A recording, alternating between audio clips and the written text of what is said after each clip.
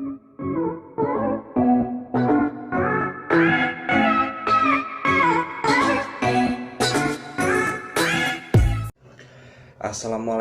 warahmatullahi wabarakatuh. Selamat pagi, salam sejahtera bagi kita semua. Yang terhormat kepada Ibu Apoteker Dia Ramadhani, MSI sebagai dosen pengampu farmakokinetika klinik. Perkenalkan, nama saya Kamil Ismet selaku moderator, dan di sini ada anggota kelompok kami dari kelompok 8. Yang pertama ada Iis Miranggraini, yang kedua ada Indika Sanes, yang ketiga ada Kamil Ismet, yang keempat ada Melsi Anggraini, yang kelima ada Rizky Rahmawati Lahmudin, yang keenam ada Selma Resti Novira, yang ketujuh ada Yuliani. Di sini kelompok kami akan memaparkan informasi edukasi tentang penyakit gagal ginjal kronik. Untuk mempersingkat waktu, slide pertama akan dijelaskan oleh saya. Apa itu gagal ginjal kronik? Gagal ginjal kronis merupakan gagal ginjal akut yang sudah berlangsung lama, sehingga dapat mengakibatkan gangguan yang persisten dan dampak yang bersifat kontinu. Slide selanjutnya akan dijelaskan oleh Melsi Anggraini. Waktu dan singkat saya persilahkan. Baiklah, terima kasih atas waktunya. Saya Melsi Anggraini akan melanjutkan pemaparan dari saudara Kamil. Etiologi gagal ginjal kronis. Gagal ginjal kronis seringkali menjadi penyakit komplikasi dari penyakit lainnya, sehingga merupakan penyakit sekunder. Penyebab yang sering terjadi adalah diabetes mellitus dan hipertensi. Penyakit lainnya seperti penyakit glomerular, infeksi kronis, kelainan kongenital, penyakit vaskular, obstruksi saluran kemih, penyakit kolagen, obat-obatan nefrotoksik. Selanjutnya, klasifikasi gagal ginjal kronis. Ada 3 klasifikasi gagal ginjal kronis. Yang pertama, stadium 1, terjadi penurunan cadangan ginjal. Yang kedua, stadium 2, terjadi efisiensi ginjal di mana lebih dari 75% jaringan telah rusak. Sedangkan pada stadium 3 sudah menyebabkan gagal ginjal stadium akhir. Terima kasih. Baiklah, saya akan melanjutkan pemaparan dari saudari Melsi. Kita masuk ke stadium gagal ginjal kronis. Stadium pertama disebut penurunan cadangan ginjal. Selama stadium ini, kreatinin serum dan kadar BUN normal, dan pasien asimptomatik gangguan fungsi ginjal hanya dapat terdeteksi dengan memberikan beban kerja yang berat pada ginjal tersebut, seperti tes pemekatan urin yang lama dengan mengadakan tes GFR yang teliti. Kemudian stadium 2, perkembangan stadium tersebut disebut insufiensi ginjal bila lebih dari 75% jaringan yang berfungsi telah rusak, GFR besarnya 25% dari normal. Pada tahap ini, kadar BUN baru mulai meningkat di atas batas normal.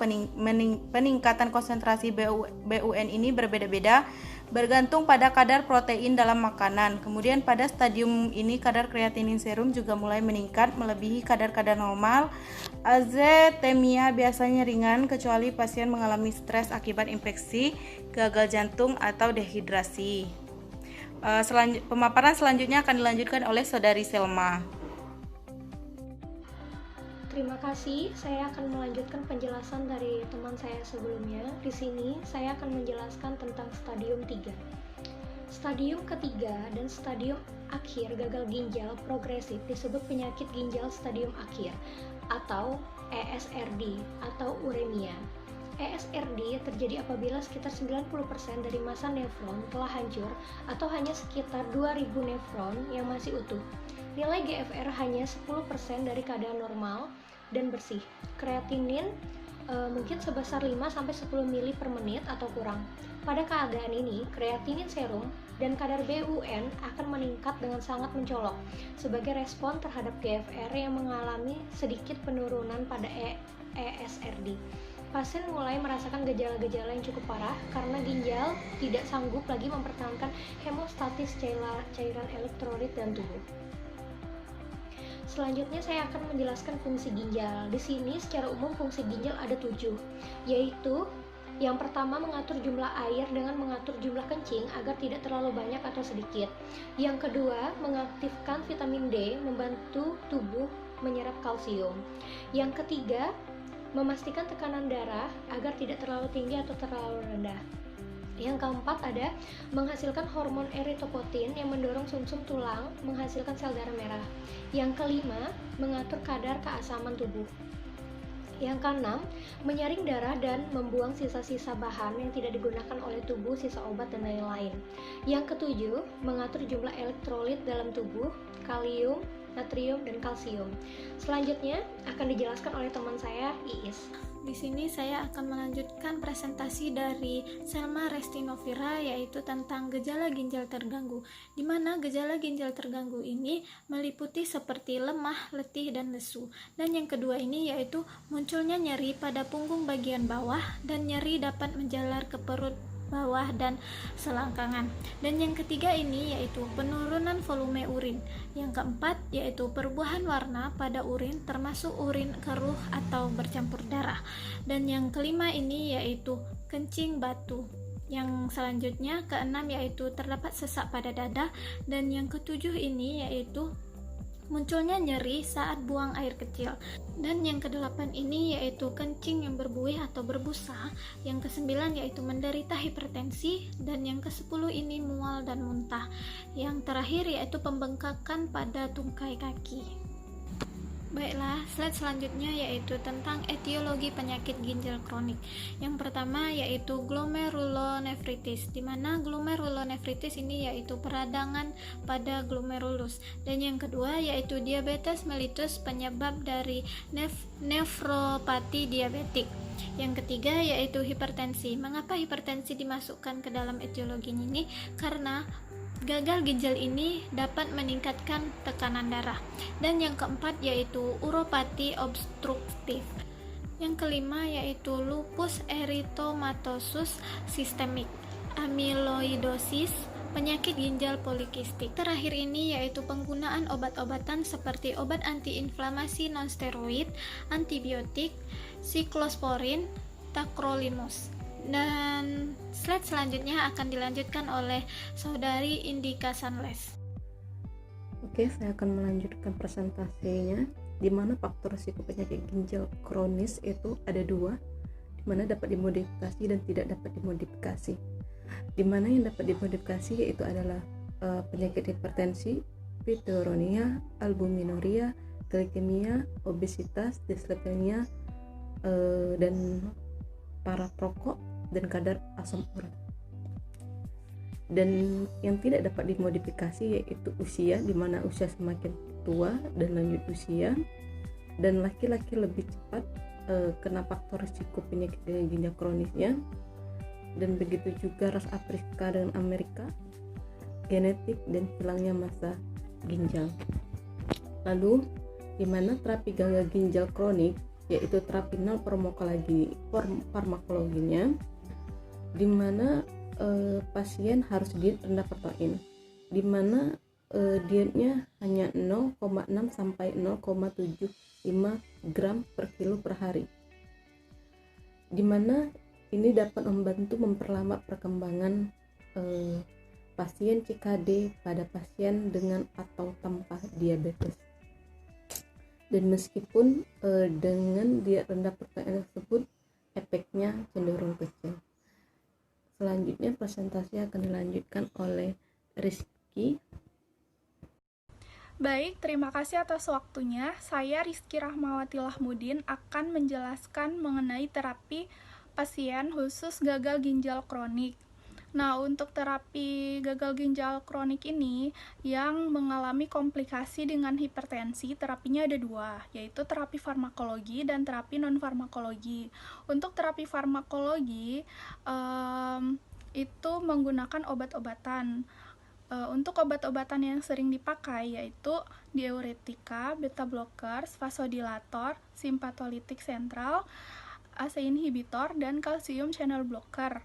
Nah, untuk terapi non-farmakologinya, pasien harus merubah pola hidup sehat, yaitu diet makanan dengan mengkonsumsi makanan yang mengandung natrium. Nah, rajin berolahraga, tidak merokok, dan tidak mengkonsumsi minuman yang beralkohol. Nah, selanjutnya, untuk yang komplikasi sama anemia, penata laksanaan terutama ditujukan pada penyebab utamanya, yaitu pemberian eritropoietin merupakan hal yang dianjurkan. dalam pemberian EPO ini, status besi harus selalu diperhatikan karena EPO memerlukan besi dalam mekanisme kerjanya. Nah, selanjutnya yang komplikasi dengan gastrointestinal. Tindakan yang harus dilakukan yaitu program terapi dialisis adekuat dan obat-obatan simptomatik.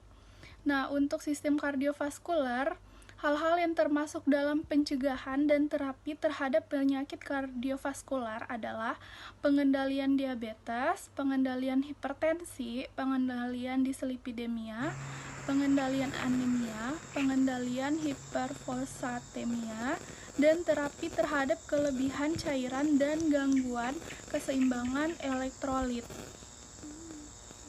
Selanjutnya farmakokinetik. Farmakokinetik ini terbagi atas 4, yaitu absorpsi, distribusi, metabolisme, dan ekskresi. Nah, farmakokinetik pasien yang mengalami gagal ginjal kronik ini tentunya berbeda dengan orang normal. Nah, untuk absorpsi dan bioafabilitas, gagal ginjal akan menurunkan absorpsi dan mengganggu bioafabilitas obat yang diberikan secara oral. Hal ini terjadi karena waktu pengosongan lambung yang memanjang, perubahan pH lambung, berkurangnya absorpsi usus, dan gangguan metabolisme di hati.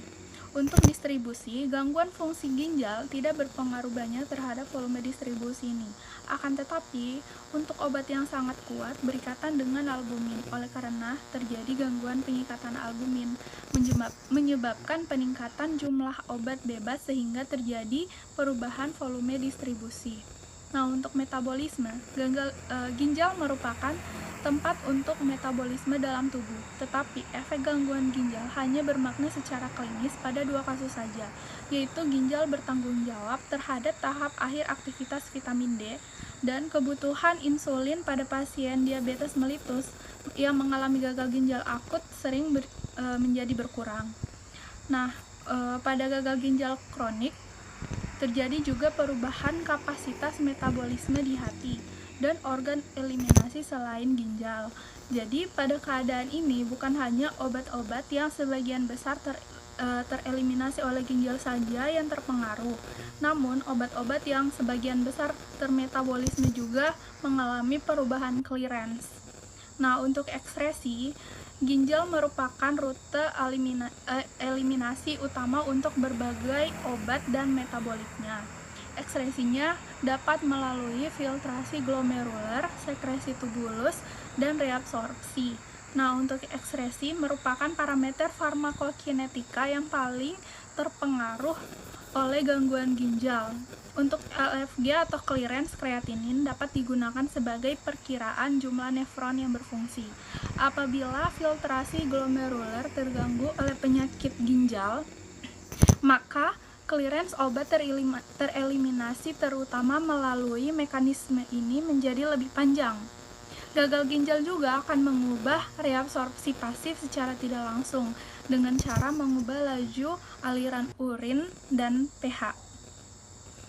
Sekian dari saya, terima kasih. Selanjutnya saya serahkan ke moderator Kamil Ismet. Baik, terima kasih kepada teman-teman kami yang sudah memaparkan dan memberikan informasi edukasi tentang penyakit gagal ginjal kronis. Semoga bermanfaat bagi kita semua. Mohon maaf jika ada kesalahan, mohon dimaafkan. Saya akhiri. Wassalamualaikum warahmatullahi wabarakatuh. Selamat pagi.